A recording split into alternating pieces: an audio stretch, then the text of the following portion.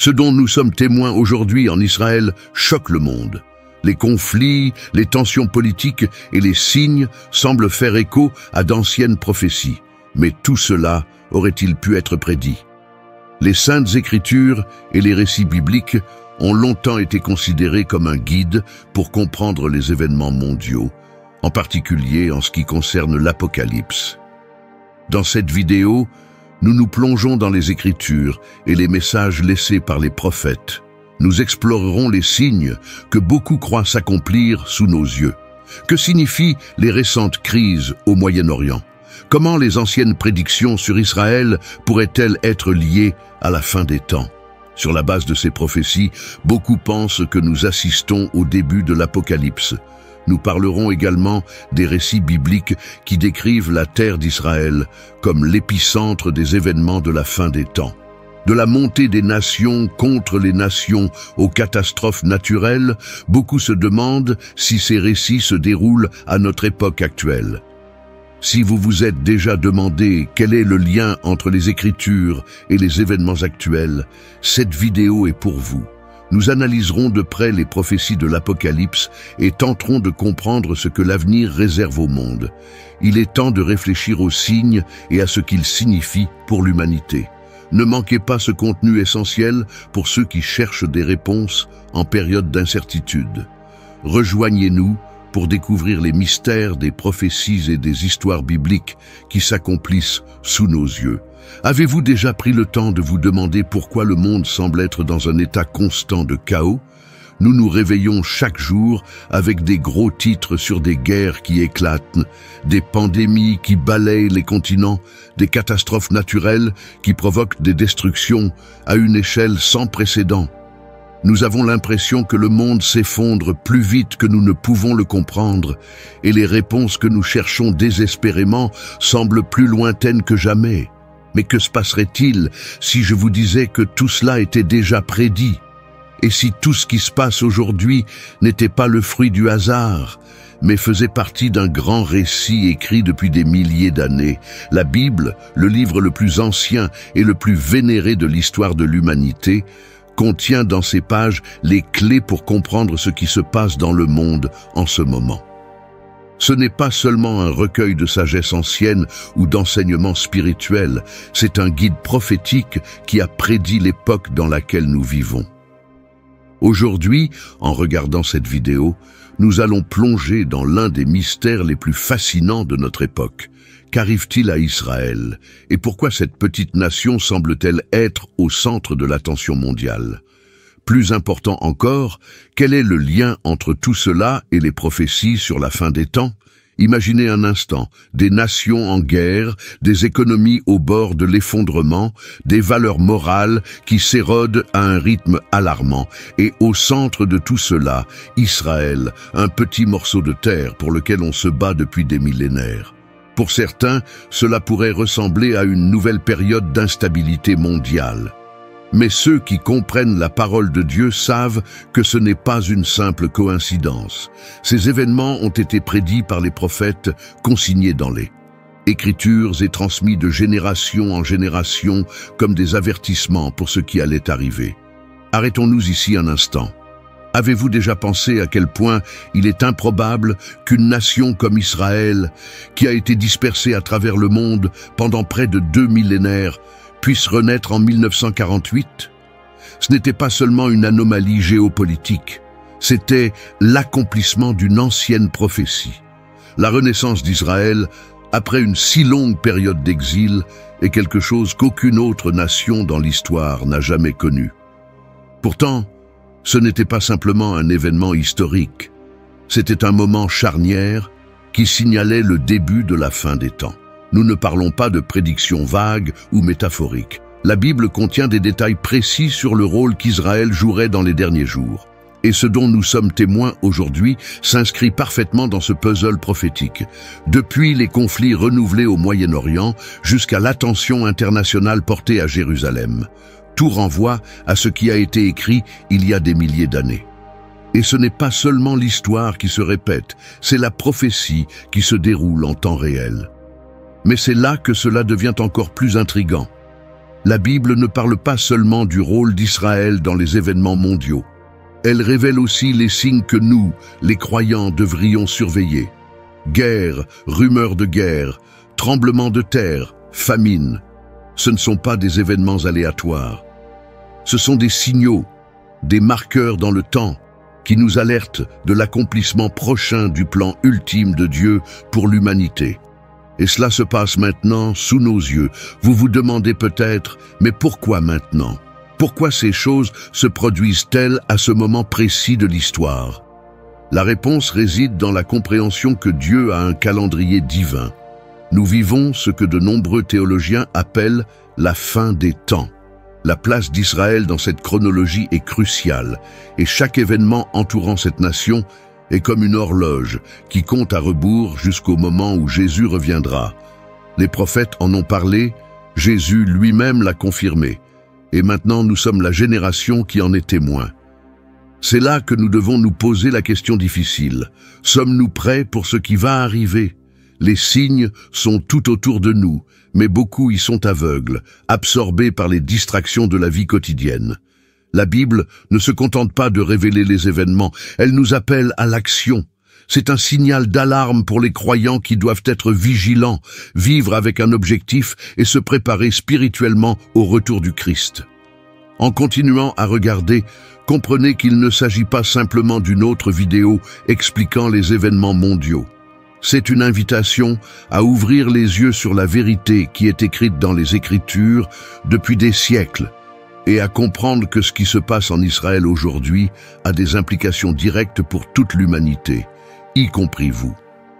Vous n'êtes pas seulement un observateur de ces temps, vous faites partie de l'histoire, et la façon dont vous réagissez pourrait déterminer votre destinée éternelle. Maintenant, explorons ces mystères plus en détail. Pourquoi Israël est-il au centre de ces prophéties? Quels sont les signes spécifiques que nous devrions surveiller? Et comment ces événements affectent-ils votre vie et votre avenir? Restez avec nous pendant que nous découvrons les couches plus profondes de ce que la Bible nous dit depuis toujours. Le temps est court et les signes sont clairs. La question est, êtes-vous prêts? Les prophéties bibliques sont comme des cartes anciennes, nous guidant à travers des temps incertains. Depuis l'époque des prophètes, la Bible nous a donné un aperçu des événements qui se dérouleraient dans les derniers jours. Et maintenant, alors que nous regardons le monde qui nous entoure, nous pouvons voir ces anciens avertissements prendre vie sous nos yeux. L'un des exemples les plus frappants est celui du prophète Zacharie, qui, il y a des milliers d'années, avait prédit une époque où Jérusalem deviendrait une source de conflits et de divisions pour les nations. Au chapitre 12, verset 3, il écrit « En ce jour-là, lorsque toutes les nations de la terre se rassembleront contre elle, je ferai de Jérusalem un rocher inébranlable pour toutes les nations. Tous ceux qui chercheront à la renverser se blesseront. » Cette image d'un rocher inébranlable décrit parfaitement la façon dont Israël et sa capitale, Jérusalem, sont au centre des tensions mondiales depuis des siècles. Pensez à l'actualité de cette prophétie. Israël, une petite nation entourée de voisins hostiles, est constamment empêtrée dans des conflits qui attirent l'attention des superpuissances mondiales. Les pays du monde entier se disputent et se battent pour savoir comment gérer la situation au Moyen-Orient, et Jérusalem reste au cœur de ces tensions. Depuis la renaissance d'Israël en tant que nation en 1948, un événement qui a en soi accompli la prophétie biblique, les conflits sont constants.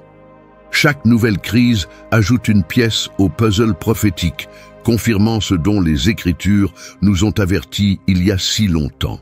C'est comme si l'histoire se répétait, mais à une échelle beaucoup plus grande, car de plus en plus de nations s'impliquent dans l'histoire d'Israël. Mais pourquoi est-ce important? Pourquoi devrions-nous prêter attention à ces prophéties? Parce qu'elles ne sont pas seulement des récits du passé. Ce sont des avertissements pour le présent et l'avenir. Elles nous montrent que Dieu a un plan précis pour le monde, et qu'Israël joue un rôle central dans ce plan. Un autre exemple puissant de prophétie biblique se trouve dans le livre d'Ézéchiel, où le prophète décrit la vallée des ossements desséchés.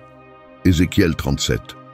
Cette vallée symbolise le peuple d'Israël, dispersé et sans vie, mais plus tard ressuscité et ramené sur sa terre.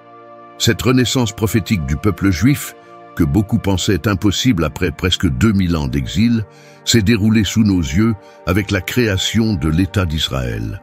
Pour beaucoup, c'était le signe le plus clair que l'horloge prophétique de Dieu approchait de la fin des temps. Et cela ne s'arrête pas là. Les prophéties de Daniel parlent d'une période de tribulation comme le monde n'en a jamais connu, une série d'événements catastrophiques mondiaux qui précéderont le retour du Christ. Lorsque nous observons le monde d'aujourd'hui, crises économiques, catastrophes environnementales, troubles politiques, il est difficile d'ignorer la façon dont ces situations reflètent ce que la Bible nous a déjà révélé. Ces prophéties ne sont pas seulement des histoires anciennes, ce sont des prédictions détaillées qui sont directement liées aux événements dont nous sommes témoins dans les temps modernes. Tout au long de la Bible, Israël joue un rôle central dans le déroulement du plan de Dieu, et ce dont nous sommes témoins au Moyen-Orient aujourd'hui n'est pas une coïncidence. Alors que nous voyons les tensions croissantes autour d'Israël, nous devons reconnaître que nous ne sommes pas simplement les témoins d'événements politiques ou militaires.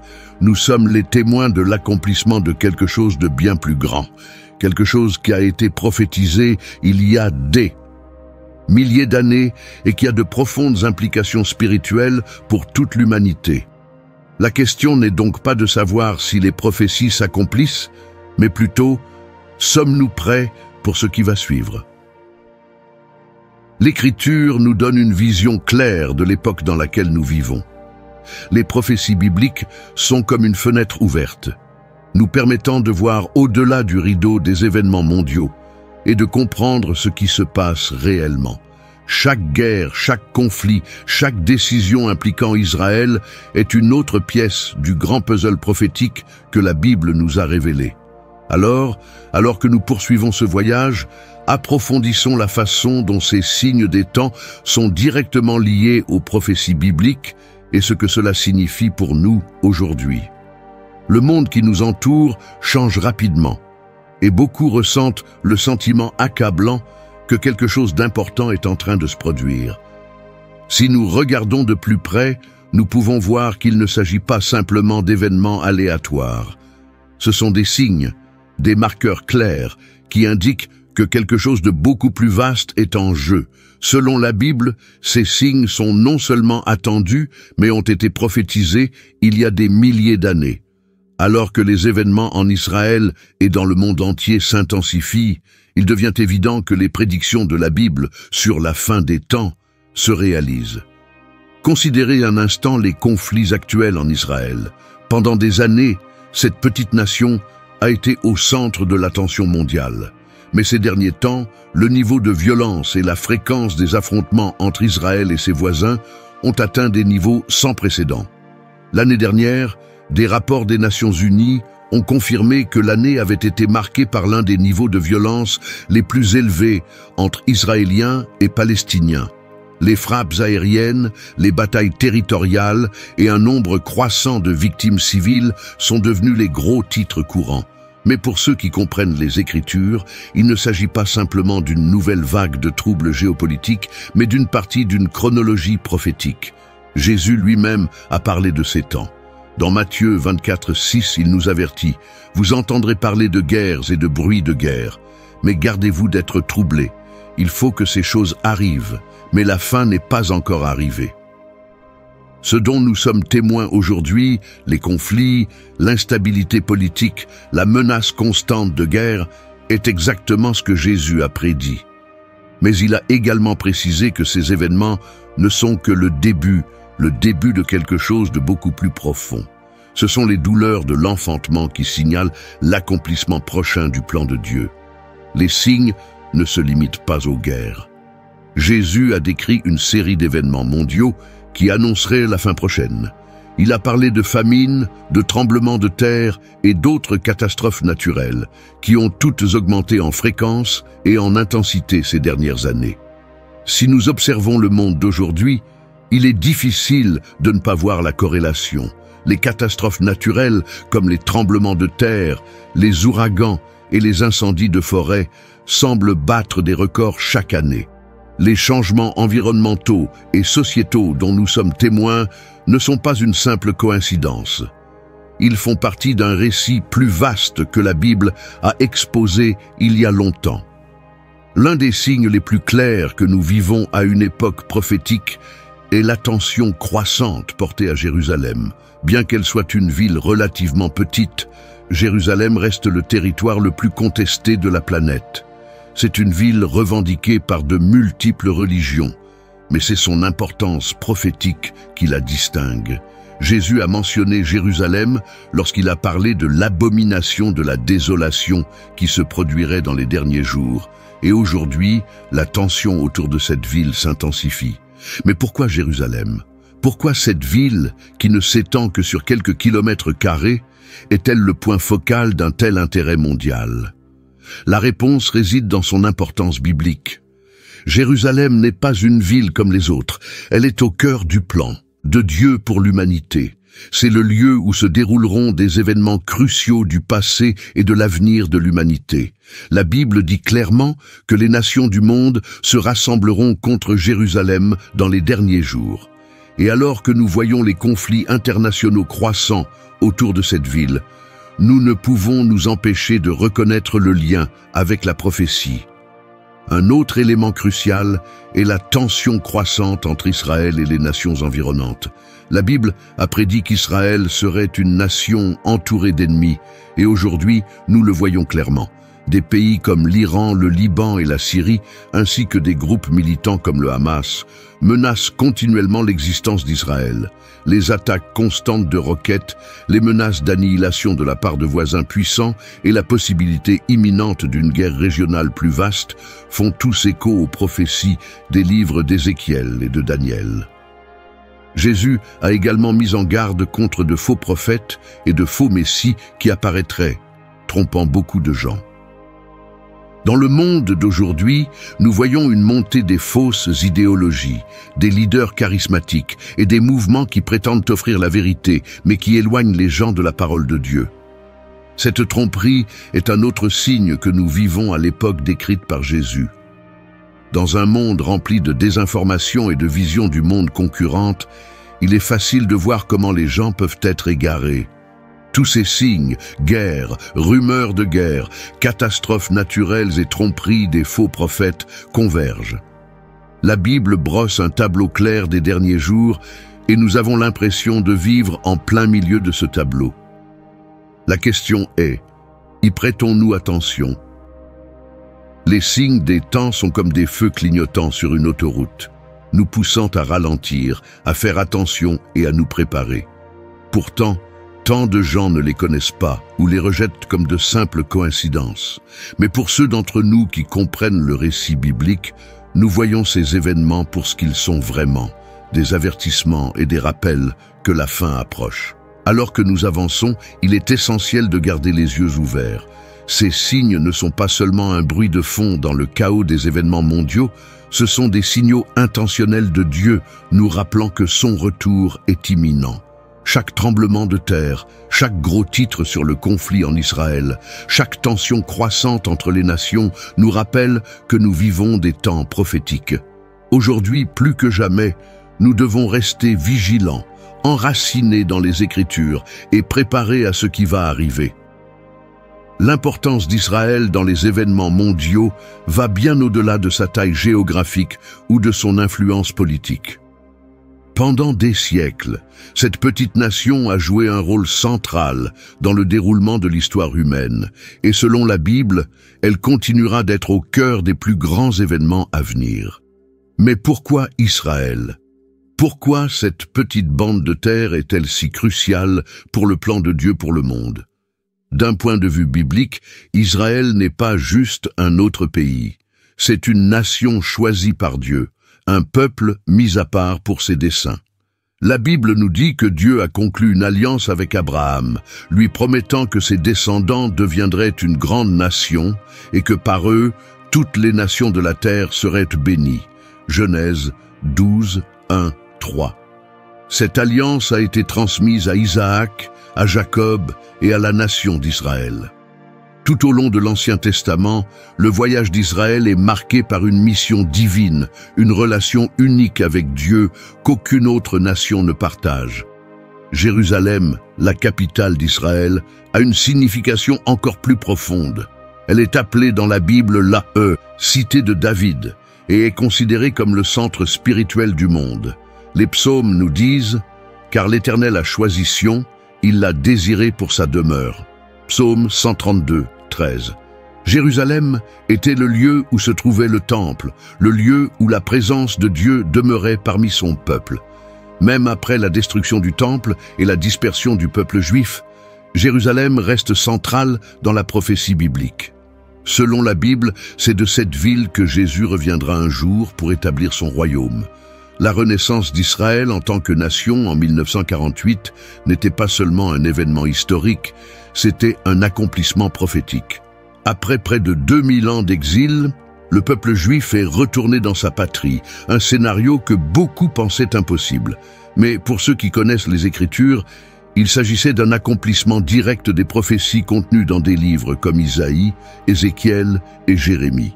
Ézéchiel 37, par exemple, parle de la vallée des ossements desséchés, qui reprend vie, une métaphore vivante de la nation d'Israël qui renaît de ses cendres après sa dispersion pour redevenir un État souverain. Il ne s'agissait pas seulement d'une restauration politique, mais d'un signe clair que le calendrier prophétique de Dieu avançait. Cependant, la Bible prévient également que la renaissance d'Israël ne mènerait pas à une paix immédiate. Au contraire, la nation serait entourée d'ennemis, et les conflits que nous voyons aujourd'hui en sont le reflet. Zacharie 12, 2, 3 prophétise « Je ferai de Jérusalem une coupe qui fera chanceler tous les peuples d'alentour.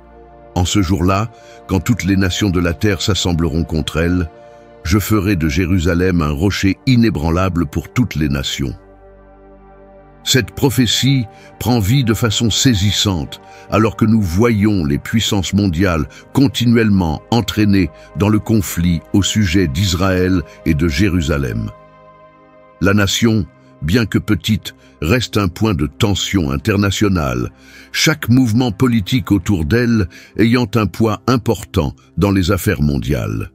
Le rôle d'Israël dans la prophétie va au-delà du territoire physique et des frontières. Il représente la fidélité de Dieu à ses promesses. L'existence même d'Israël aujourd'hui est un témoignage de l'alliance ininterrompue de Dieu avec son peuple. Malgré des siècles d'exil, de persécution et de tentatives d'annihilation, le peuple juif a non seulement survécu, mais a prospéré. C'est en soi un miracle qui indique une main divine à l'œuvre. Pourtant, la Bible nous dit que les plus grands chapitres de l'histoire d'Israël sont encore à venir. Selon la prophétie, les événements qui entourent Israël dans les derniers jours atteindront leur paroxysme lorsque les nations du monde se rassembleront contre lui. Les prophéties du livre de Daniel et du livre de l'Apocalypse décrivent un conflit final dans lequel Israël joue un rôle central. Pendant cette période, l'Antéchrist prendra le pouvoir et une période de tribulation s'ensuivra, culminant avec la seconde venue du Christ. À ce moment-là, Jésus reviendra à Jérusalem, non pas comme un serviteur souffrant, mais comme un roi triomphant pour établir son royaume éternel. Pour les chrétiens, il est essentiel de comprendre le rôle d'Israël dans la prophétie. Israël n'est pas seulement une terre lointaine, ayant une signification ancienne, c'est l'épicentre du plan de Dieu pour l'avenir. En observant les événements qui se déroulent au Moyen-Orient, nous ne sommes pas de simples spectateurs de mouvements politiques ou militaires, nous sommes témoins de la mise en œuvre du plan divin de Dieu. Chaque conflit, chaque traité de paix et chaque tension diplomatique impliquant Israël fait partie d'un puzzle prophétique plus vaste qui a été exposé dans les Écritures. Mais l'importance d'Israël ne se limite pas au passé ou à l'avenir. Elle a un lien personnel avec chaque croyant d'aujourd'hui. La Bible enseigne que tous les croyants, juifs et gentils, sont greffés sur les promesses faites à Israël. Romains 11, 17, 24. Cela signifie que les événements qui se déroulent en Israël ne concernent pas seulement le peuple juif, mais ont une signification profonde pour la communauté chrétienne mondiale. Les prophéties concernant Israël nous rappellent la fidélité de Dieu et sa souveraineté sur l'histoire.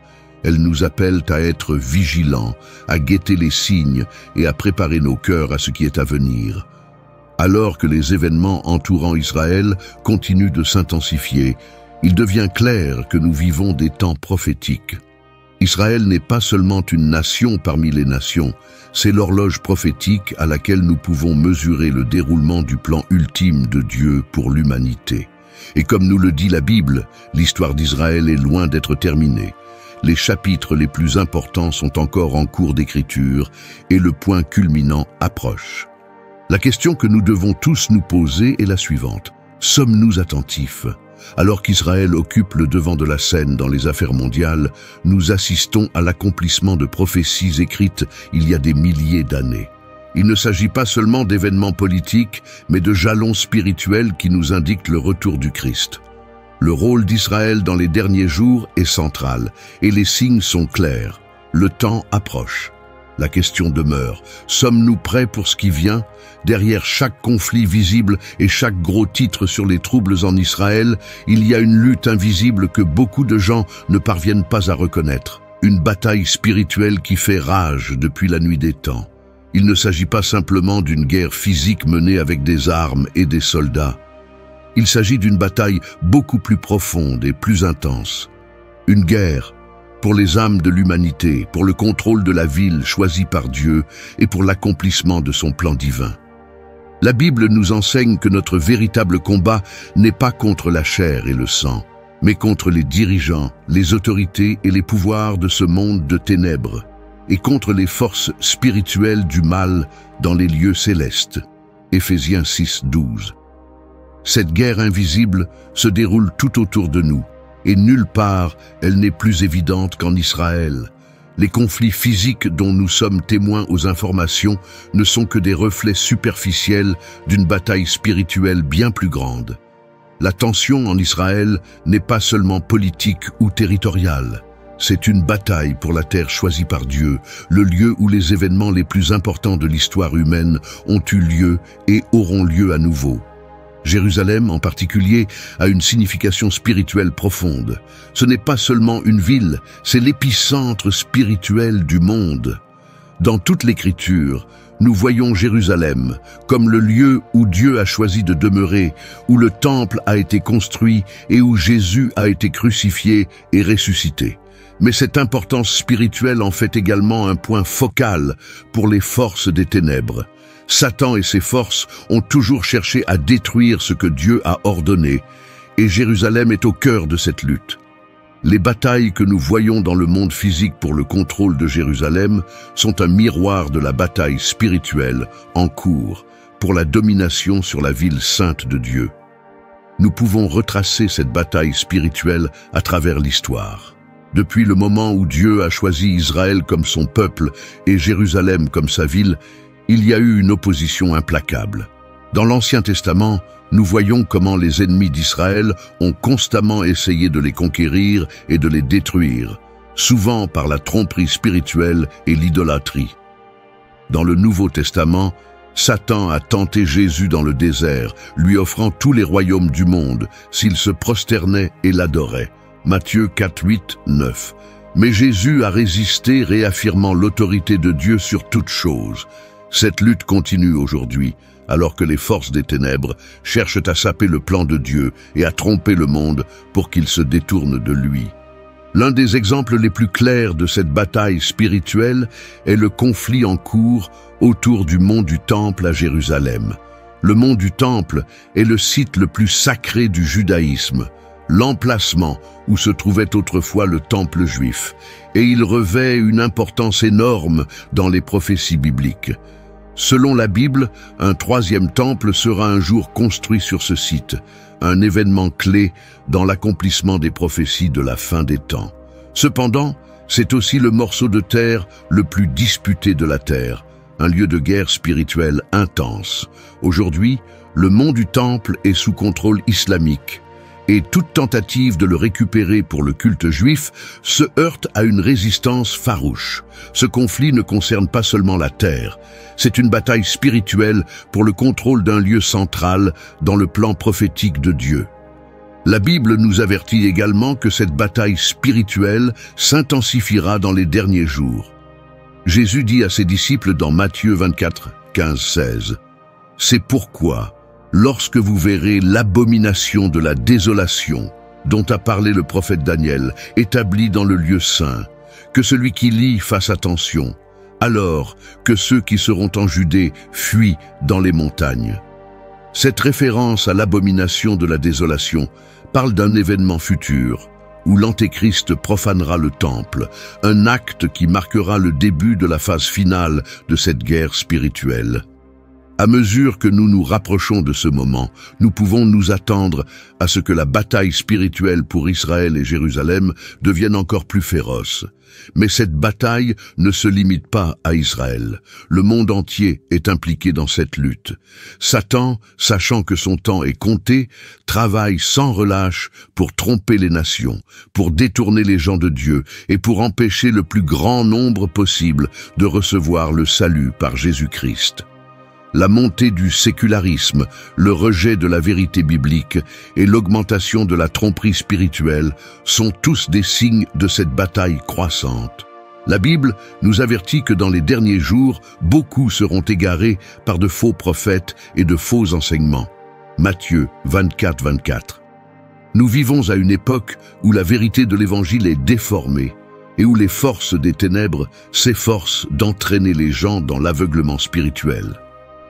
En tant que croyants, nous sommes appelés à être conscients de cette bataille spirituelle et à nous y préparer. L'apôtre Paul nous dit de revêtir toutes les armes de Dieu afin de pouvoir tenir ferme contre les ruses du diable. Éphésiens 6, 11. Cette armure n'est pas physique, mais spirituelle. C'est la vérité de la parole de Dieu, la justice qui vient de la foi en Christ, la volonté de partager l'Évangile, le bouclier de la foi, le casque du salut et l'épée de l'Esprit. Nous ne pouvons pas mener cette bataille seuls. Nous avons besoin de la force et de la protection de Dieu pour résister aux attaques de l'ennemi. De plus, notre rôle dans cette bataille n'est pas passif. Nous sommes appelés à nous engager dans la guerre spirituelle par la prière, par la proclamation de la vérité de l'Évangile et par une vie qui reflète l'amour et la justice de Dieu. Jésus a déjà remporté la victoire ultime par sa mort et sa résurrection, mais jusqu'à son retour, nous sommes appelés à rester fermes dans la foi et à résister aux stratagèmes de l'ennemi. Alors que nous voyons la bataille spirituelle s'intensifier autour d'Israël, nous devons rester vigilants. Les forces des ténèbres n'abandonneront pas facilement, mais nous savons que le plan de Dieu prévaudra. La Bible nous assure que Jésus reviendra, qu'il vaincra les puissances du mal une fois pour toutes et qu'il établira son royaume sur terre. Jusqu'à ce que ce jour arrive, nous devons être spirituellement éveillés, prêts à tenir bon et équipés de l'armure de Dieu. Au milieu de cette bataille, nous devons également nous rappeler que nous ne combattons pas seuls. Dieu est avec nous et il nous a donné tout ce dont nous avons besoin pour tenir bon. Alors que nous continuons à assister aux événements qui se déroulent en Israël et dans le monde entier, rappelons-nous qu'il ne s'agit pas seulement d'une bataille entre nations, mais d'une bataille pour les âmes de l'humanité et que Dieu a déjà assuré la victoire par Jésus-Christ. Alors que les événements du monde continuent de se dérouler, il est essentiel que l'Église comprenne son rôle en ces temps critiques. Nous ne sommes pas de simples spectateurs qui regardent les prophéties se réaliser. Nous sommes appelés à participer activement au plan de Dieu pendant ces derniers jours. L'Église, souvent appelée le corps du Christ, joue un rôle central dans la préparation du retour du Christ et dans la proclamation du message du salut à un monde qui a désespérément besoin d'espoir. La Bible indique clairement que les derniers jours seront marqués à la fois par de grands défis et par d'incroyables opportunités pour l'Église. Dans Matthieu 24, Jésus a averti ses disciples des épreuves et des tribulations qui précéderaient son retour. Il a parlé de guerre, de famine, de tremblements de terre et de persécutions, mais il a également donné à l'Église une mission claire: Cette bonne nouvelle du royaume sera prêchée dans le monde entier pour servir de témoignage à toutes les nations. Alors viendra la fin. Matthieu 24, 14. Cela signifie que même si le monde devient de plus en plus chaotique, l'Église a une mission vitale à accomplir: partager l'Évangile avec chaque nation, tribu et langue.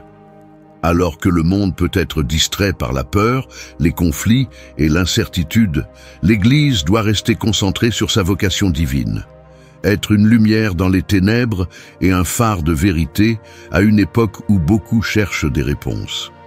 Dans les derniers jours, la Bible nous dit qu'il y aura une grande bataille spirituelle et l'Église est en première ligne de ce combat.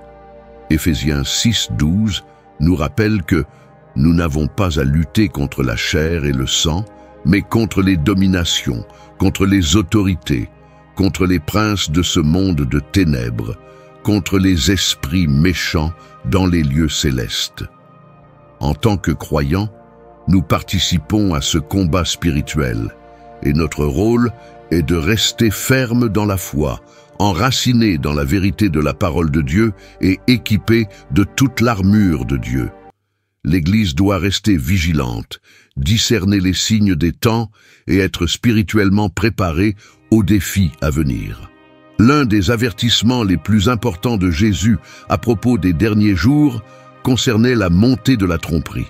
Il a prévenu que de faux prophètes et de faux messies apparaîtraient et égareraient beaucoup de gens.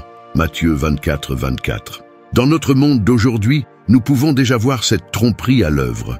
Des mouvements spirituels du Nouvel Âge aux idéologies qui contredisent les vérités fondamentales de la Bible. Il existe une marée croissante de faux enseignements qui éloignent les gens de l'Évangile.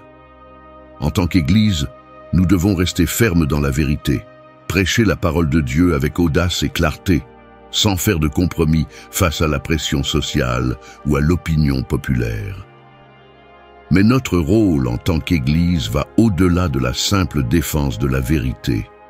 Nous sommes appelés à être proactifs dans la mise en pratique de l'Évangile.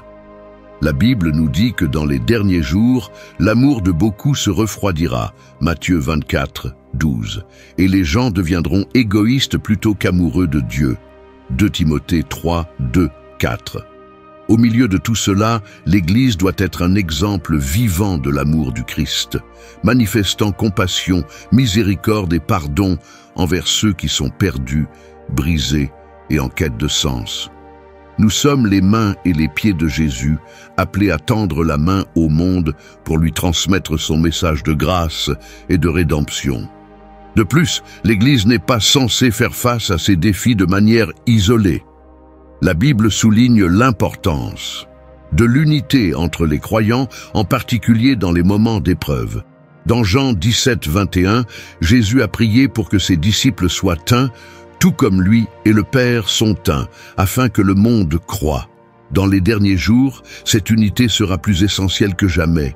Alors que l'ennemi cherche à diviser et à affaiblir l'Église, nous devons nous unir dans la foi, nous soutenir les uns les autres, prier les uns pour les autres et travailler en harmonie pour accomplir la mission de Dieu. La Bible parle également d'une grande moisson spirituelle dans les derniers jours. Joël 2, 28 prophétise que Dieu répandra son esprit sur tous les hommes. Vos fils et vos filles prophétiseront, vos vieillards auront des songes, et vos jeunes gens des visions. Cette effusion du Saint-Esprit entraînera un réveil mondial, un renouveau où beaucoup se tourneront vers Dieu. L'Église doit être prête à faire partie de ce renouveau, prête à faire des disciples de nouveaux croyants et à les guider dans leur marche avec Christ. Même si le monde s'assombrit, la lumière de Dieu brillera plus fort à travers son Église, et nous devons être prêts à saisir cette opportunité divine. En même temps, l'Église doit aussi se préparer à la persécution. La Bible prévient que dans les derniers jours, les croyants seront confrontés à une hostilité croissante à cause de leur foi. Jésus a dit dans Jean 15, 18, « Si le monde vous hait, sachez qu'il m'a haï le premier. » Si nous restons fermes dans la vérité et prêchons l'Évangile, nous pouvons être confrontés à l'opposition, mais nous sommes appelés à persévérer. L'Église primitive a prospéré même face à une persécution intense. Et de la même manière, l'Église d'aujourd'hui doit être prête à endurer les épreuves avec foi et courage, sachant que notre récompense est au ciel. L'un des aspects les plus cruciaux du rôle de l'Église dans les derniers jours est de rester spirituellement éveillé. Jésus a averti ses disciples d'être vigilants et préparés, comparant son retour à celui d'un voleur venant de nuit, de manière inattendue et soudaine. Veillez donc, car vous ne savez pas quel jour votre Seigneur viendra. Matthieu 24, 42. Nous ne pouvons pas nous permettre d'être complaisants ou distraits par les soucis de ce monde. L'Église doit vivre avec un sentiment d'urgence, sachant que le Christ peut revenir à tout moment. Cela devrait nous pousser à la sainteté, à la prière et à une relation profonde avec Dieu, en veillant à ce que nos lampes soient remplies d'huile, comme Jésus l'a illustré dans la parabole des 10 vierges, Matthieu 25, 1 à 13. En fin de compte, l'Église est appelée à être l'épouse du Christ, attendant avec impatience le retour de l'époux. Dans Apocalypse 19, 7, il nous est dit « Réjouissons-nous et soyons dans l'allégresse et donnons-lui gloire, car les noces de l'agneau sont venues et son épouse s'est préparée. » La mission de l'Église dans les derniers jours ne se limite pas à la survie, elle concerne aussi la préparation spirituelle au plus grand événement de l'histoire humaine, le retour de Jésus-Christ. Nous sommes appelés à vivre de telle manière que, lorsqu'il reviendra, nous serons trouvés fidèles, prêts et désireux de le rencontrer. Dans ces derniers jours, l'Église est plus qu'un simple rassemblement de croyants. Nous sommes une force pour le royaume de Dieu, habilités par son esprit et chargés de faire des disciples de toutes les nations. Nous avons reçu l'honneur et la responsabilité d'être les ambassadeurs du Christ dans ces derniers moments de l'histoire. Les signes sont clairs, le monde change et la prophétie se déroule.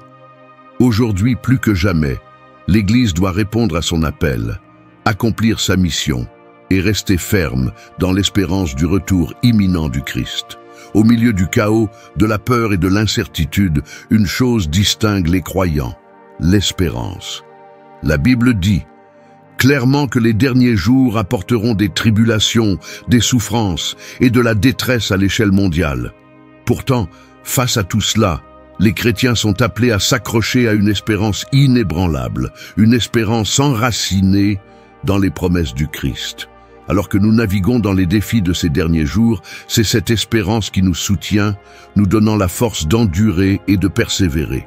Jésus lui-même a averti ses disciples que les jours précédant son retour seraient marqués par de grandes difficultés. Dans Jean 16, 33, il a dit « Dans ce monde, vous aurez des tribulations, mais prenez courage, j'ai vaincu le monde. » Jésus n'a pas promis que la vie serait facile, mais il a promis qu'il serait victorieux. Cette victoire, son triomphe sur le péché et la mort par sa résurrection, nous donne la confiance nécessaire pour affronter toutes les tribulations qui peuvent survenir. Notre espérance ne repose pas sur les circonstances. Elle est fondée sur la vérité éternelle selon laquelle Jésus a déjà remporté la bataille ultime. Dans Matthieu 24, Jésus décrit les signes de la fin des temps, guerre, catastrophes naturelles, famine et persécutions. Pour beaucoup, ces signes provoquent la peur, mais pour les croyants, ils rappellent ce qui est à venir. Un avenir où le Christ régnera dans la paix et la justice. Alors que le monde peut trembler à la pensée de ces calamités, l'Église peut rester ferme dans la connaissance que le plan de Dieu se déroule exactement comme il l'a dit. Ces événements ne sont pas la fin. Ils sont les douleurs de l'enfantement de quelque chose de bien plus grand. L'un des messages clés du Nouveau Testament est que la souffrance n'est pas sans but. Dans Romains 5, 3, 5, l'apôtre Paul écrit « Et bien plus, nous nous glorifions même des souffrances, sachant que la souffrance produit la persévérance, la force, et la force, l'espérance. Et l'espérance ne nous rend point confus, parce que l'amour de Dieu est répandu dans nos cœurs par le Saint-Esprit qui nous a été donné. » Ici, Paul nous rappelle que la tribulation fait partie du processus par lequel Dieu raffine son peuple. Nos épreuves produisent la persévérance. Et cette persévérance renforce notre caractère, approfondissant notre espérance. C'est le paradoxe de la vie chrétienne. Même si le monde s'assombrit, notre espérance brille de plus en plus. Notre espérance n'est pas un vœu pieux, mais une attente confiante dans la fidélité de Dieu. Cette espérance est ancrée dans les promesses de l'Écriture, promesses qui nous disent que Jésus reviendra, qu'il établira son royaume et qu'il essuiera toute larme de nos yeux. Apocalypse 21:4. Le monde peut voir la destruction, mais nous voyons la restauration à l'horizon. La Bible parle d'une période de grande tribulation qui précédera le retour du Christ. Pendant cette période, le monde connaîtra des souffrances sans précédent. Mais même au milieu de tout cela, Dieu promet de protéger et de guider son peuple. Apocalypse 7:14 parle d'une grande multitude de croyants qui sortiront de la tribulation, purifiés et rachetés. Cela nous rappelle que même si nous sommes confrontés à des difficultés, nous ne sommes jamais abandonnés. Dieu est avec nous, nous soutenant dans toutes les épreuves. En fait, l'espérance que nous avons en Christ est si puissante qu'elle change notre façon de voir les tribulations. Paul écrit dans 2 Corinthiens 4:17. « Car nos légères afflictions du moment présent produisent pour nous, au-delà de toute mesure, un poids éternel de gloire. » Ce verset est remarquable car Paul, qui a beaucoup souffert pour sa foi, décrit ses épreuves comme légères et passagères. Comment pouvait-il dire cela?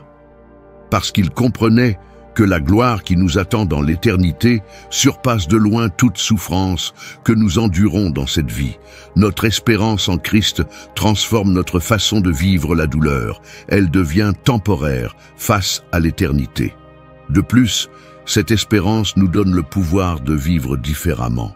En tant que chrétiens, nous ne sommes pas censés nous cacher des défis des derniers jours. Nous sommes appelés à être des témoins de l'amour et de la vérité de Dieu au milieu d'eux.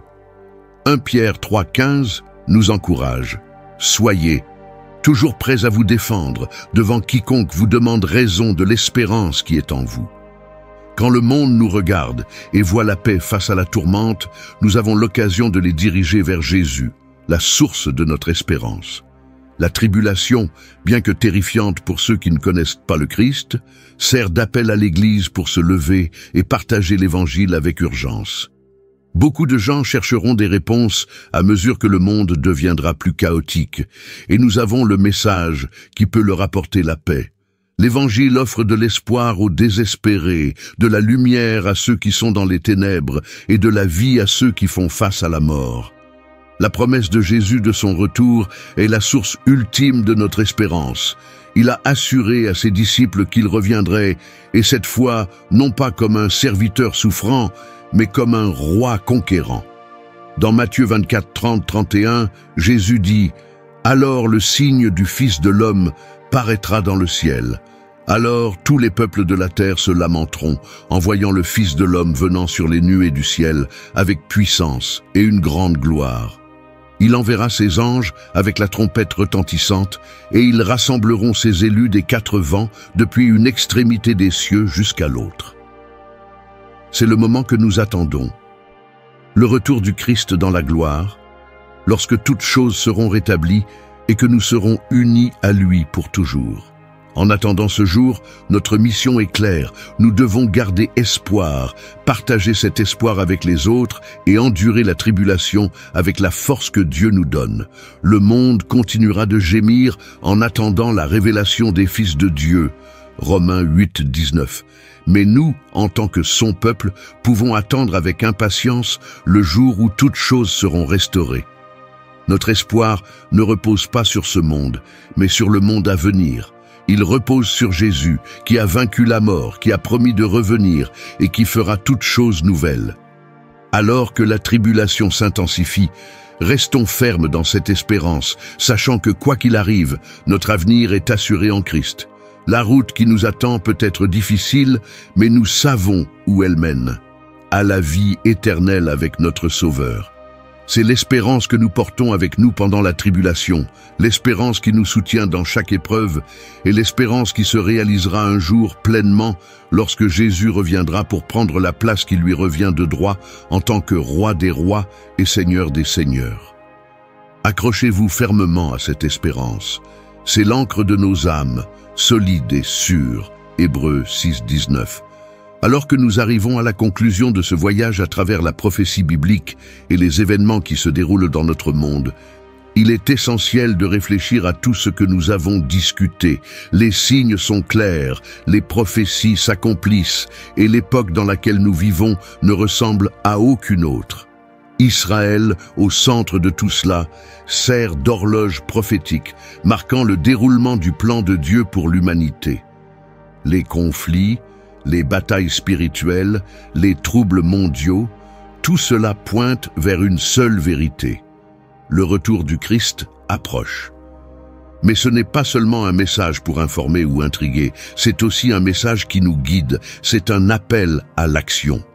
La Bible ne nous dit pas seulement ce qui va se passer, elle nous dit comment nous devons réagir. Aujourd'hui, plus que jamais, nous devons être vigilants, préparés spirituellement et vivre avec un sentiment d'urgence. Le temps de la complaisance est révolu. Comme Jésus lui-même l'a dit, « Veillez donc, car vous ne savez pas quel jour votre Seigneur viendra. » Matthieu 24:42. Nous devons être prêts. C'est le moment de faire une introspection. Vivons-nous d'une manière qui reflète notre foi? Partageons-nous l'Évangile avec ceux qui ont désespérément besoin de l'entendre? Le monde cherche des réponses, et en tant que croyants, nous avons la plus grande réponse de toutes. Jésus-Christ, le Sauveur du monde, l'espoir de toutes les nations. En tant qu'Église, nous sommes appelés à être une lumière dans les ténèbres, à proclamer la vérité avec audace et à rester fermes dans notre foi, quoi qu'il arrive. Pour ceux qui veillent et n'ont pas encore pris la décision de suivre le Christ, c'est un moment crucial. Les événements qui se produisent dans le monde ne sont pas des coïncidences, mais des signes qui pointent vers une réalité plus vaste. Jésus reviendra et la Bible nous dit clairement que nous devons nous y préparer. C'est le moment de nous tourner vers lui, d'accepter son don du salut et de vivre avec l'assurance que quoi qu'il arrive dans cette vie, notre éternité est en sécurité en lui. Nous avons exploré la signification prophétique d'Israël, les signes des temps, le rôle de l'Église et l'espoir que nous avons au milieu des tribulations. Mais tout cela nous amène à une question. Êtes-vous prêts pour ce qui va arriver? La Bible nous appelle à veiller, à prier et à vivre avec la connaissance qu'à tout moment, le ciel pourrait s'ouvrir et que Jésus pourrait revenir dans la gloire. Nous ne connaissons ni le jour ni l'heure, mais nous savons que le moment est proche. Alors que nous regardons vers l'avenir, soyons remplis d'espoir, pas de peur. Nous savons comment l'histoire se termine. Jésus revient, le mal est vaincu et le royaume de Dieu est établi pour toujours. Jusqu'à ce jour, nous sommes appelés à persévérer, à garder nos lampes allumées avec ardeur et à proclamer l'Évangile avec urgence et amour. Le temps est court et la moisson est grande. Allons de l'avant avec audace, sachant que notre travail dans le Seigneur n'est pas vain. Si ce message a touché votre cœur, je vous encourage à le partager avec d'autres. Plus nous répandons la vérité, plus les gens peuvent connaître l'espérance que nous avons en Christ. En tant que corps du Christ, nous sommes tous dans le même bateau et chacun de nous a un rôle à jouer dans le plan de Dieu. C'est le moment de rester ferme, de vivre notre foi et de nous préparer au retour de notre roi.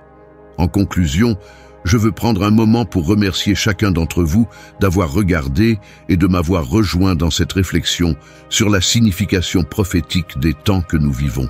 Votre engagement, votre volonté de plonger profondément dans les Écritures et votre désir de comprendre le plan de Dieu sont vraiment inspirants. Je vous encourage à continuer de chercher, de continuer à prier et de continuer à guetter les signes de son retour. À ceux qui marchent déjà avec le Christ, je vous exhorte à rester forts dans votre foi, à rester inébranlables et à garder les yeux fixés sur Jésus. Les jours à venir peuvent être difficiles, mais nous servons un Dieu fidèle et vrai, et ses promesses sont certaines. Pour ceux qui cherchent encore, sachez que Jésus est prêt à vous accueillir à bras ouverts. Il n'y a pas de meilleur moment que maintenant pour prendre la décision de le suivre. Il vous offre la paix, l'espoir et la vie éternelle. Peu importe ce que vous avez fait ou où vous êtes allé, son amour vous attend. Merci encore de faire partie de ce voyage. N'oubliez pas que ce n'est pas la fin, ce n'est que le début. La route à parcourir peut être incertaine, mais avec le Christ comme guide, nous n'avons rien à craindre. Continuons à marcher ensemble dans la foi, l'espoir et l'amour, en gardant toujours les yeux fixés sur le prix, le retour glorieux de notre Seigneur et Sauveur, Jésus-Christ. Que Dieu vous bénisse, vous guide et vous garde, maintenant et toujours. Restez vigilants, gardez espoir et restez prêts. Jésus revient bientôt.